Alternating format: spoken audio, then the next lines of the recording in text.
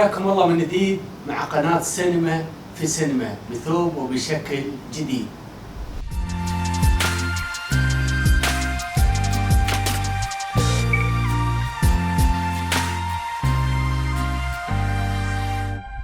حياكم الله اخواني المشاهدين ومحبي ومتابعي قناة سينما في سينما. نحن دائما عودناكم ان نحن نتكلم عن السينما الامريكية، في بعض الأحيان نتكلم عن السينما العربية، وفي معظم الأحيان نتكلم عن سينما بوليوود. ولكن اليوم خلونا نسلط الضوء على سينما أخرى. هذه السينما بدأت خلال ال10 سنوات الأخيرة أن تعمل نقلة نوعية لأفلامها بقوتها، بعدد الأفلام المميزة، وأيضا من ناحية الميزانيات الكبيرة اللي تصرفها على أفلامه. أنا اليوم قاعد أتحدث عن سينما توليوود، السينما الساوث. السينما الساوث ليس غريبة عن حد، ولكن اليوم خلال السنوات الأخيرة بدأت تنتشر بشكل سريع جدا، ومنهم من يقول أنها بدأت تنافس سينما بوليوود. ولكن تعالوا نحن اليوم نلقي الضوء على هذه السينما. ونحن تعودنا في السبعينيات أيضا السينما الساوث فيها نجوم على مستوى عالي، سوبر ستار، رجنيكانت، موهنلال، ماموتي. هذه الشخصيات اللي نحن كنا نشوفها في السينمات في السبعينيات في الثمانينات، اللي هم كانوا يعتمدون على القصص. وأيضا شفنا الريميك الكبير اللي كان يحصل في الساوث، وبالأخص بين قوسين من النجم اللامع السوبر ستار الآن اللي نتكلم عنه هو رجنيكانت، اللي كان بالفعل معظم الأفلام الهندية اللي كانت تنزل في السبعينيات في الثمانينات رجنيكانت عمل ريميك إلى في الساوث، وبالأخص أفلام أميتاب باتشان. وهذا راح نرويكم إياه بشكل سريع عن هذه الأفلام أيضا. ولكن اليوم الوضع اختلف. اليوم الوضع أصبح أن بوليوود قاعدة تاخذ وقاعدة تعمل ريميك لأفلام توليوود. الزمن تغير والواقع تغير. دعونا نتحدث اليوم عن السينما الساوث الهندية. بالفعل اليوم نستحق أن نركز ونسلط الضوء على هذه السينما بعد ما قدمت مستوى رائع جدا، وبدت خلنا نقول قاب قوسين تنافس بوليوود، وعن طريق البوكس أوفيس هي عدت بوليوود. نعم، إذا تكلمنا عن الأفلام الأخيرة خلونا نضرب مثل.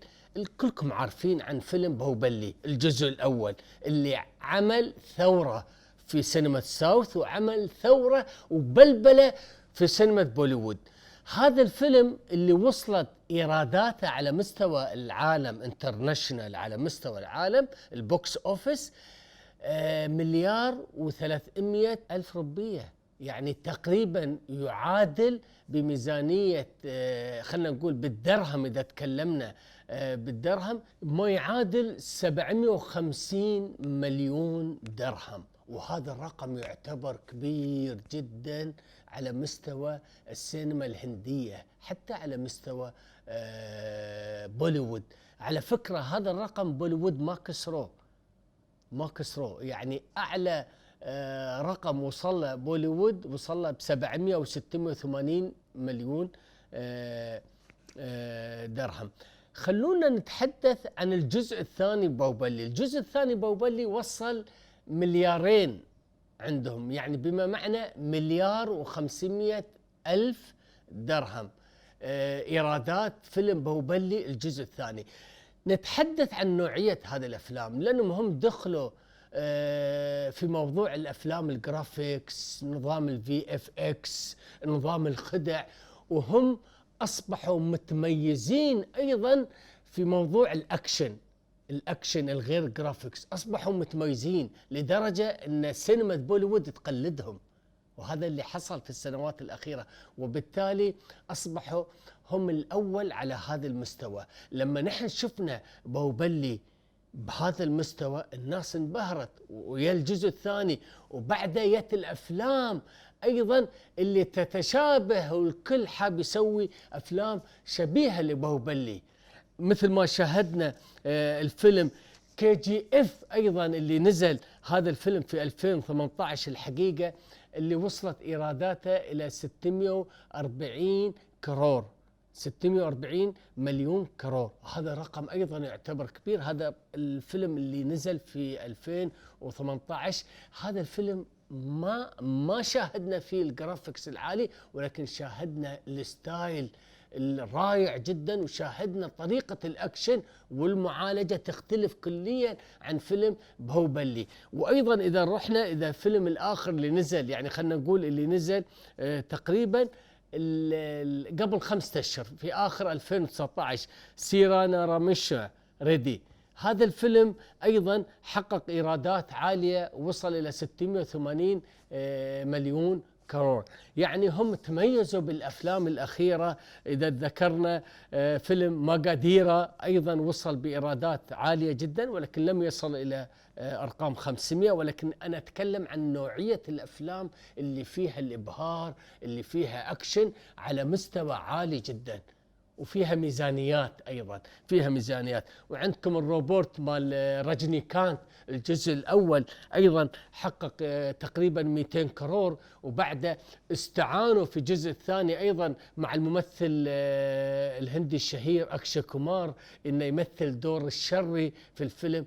أيضا هذاك الفيلم ضرب وحقق إيرادات عالية جدا. اليوم لما نتكلم عن هذه السينما نتكلم عن الجودة، نتكلم عن التقنية، نتكلم عن الأكشن والإبهار. يعني بالفعل السينما وصلت عندهم على مستوى عالي جدا في هذه الجزئية. خلونا نتكلم في هذه الجزئية، ونحن نقول ليش وصلت هذه الأرقام. لأن في السنوات الأخيرة وبعد تجربة باهوبالي الأولى أصبحت معظم الأفلام الساوث يتعمل لها دبينج، يعني بما معنى يدبلج الفيلم ويعرض على مستوى الهند بأكمله. ما أصبح فقط يعرض على ساوث، لا، أصبح يعرض على مستوى الهند بأكمله، وبالتالي وبالذات على مستوى بوليوود. أرقام كبيرة حققت هذه الأفلام، وبالتالي كسبوا خلال 5 سنوات كسبوا جمهور كبير جدا من القطاع الهندي غير الساوث. وهذا أيضا أعطاهم قوة ليس على المستوى الهند، أعطاهم قوة بجودة أفلامهم حتى على مستوى أوفرسيز الانترناشنال.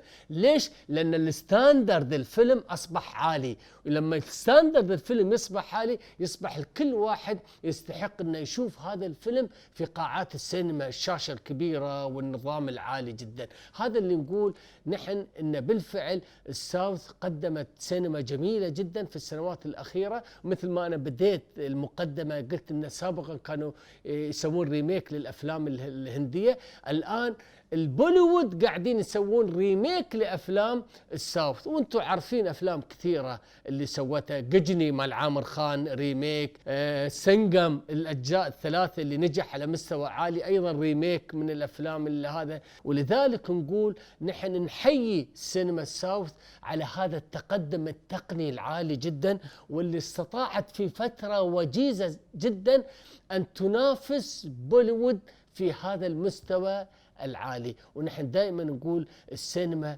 ايضا انترتينمنت، السينما ايضا ابهار، انك انت ايضا تبى توصل الستاندرد مالك. يا اخي انا بوصل الستاندرد الامريكي، مش عيب انك انت تبني سينمتك ايضا بهذا الستاندرد، تبني سينمتك ايضا بالافلام اللي فيها الاجزاء، مثل ما نحن انبهرنا في باهوبالي في الجزء الاول والثاني. وايضا عندنا الفيلم الاخر اللي KGF اللي ايضا راح ينزل الجزء الثاني في 2020. يعني هذا يدل ان هناك مقومات، هناك سينما قادمة بقوة، ليس فقط على المستوى بوليوود بل على مستوى انها تنافس على المستوى العالمي. لا تنسون تعملون لايك، سبسكرايب، جرس وشير، واي كومنتس ممكن ايضا تحطونه.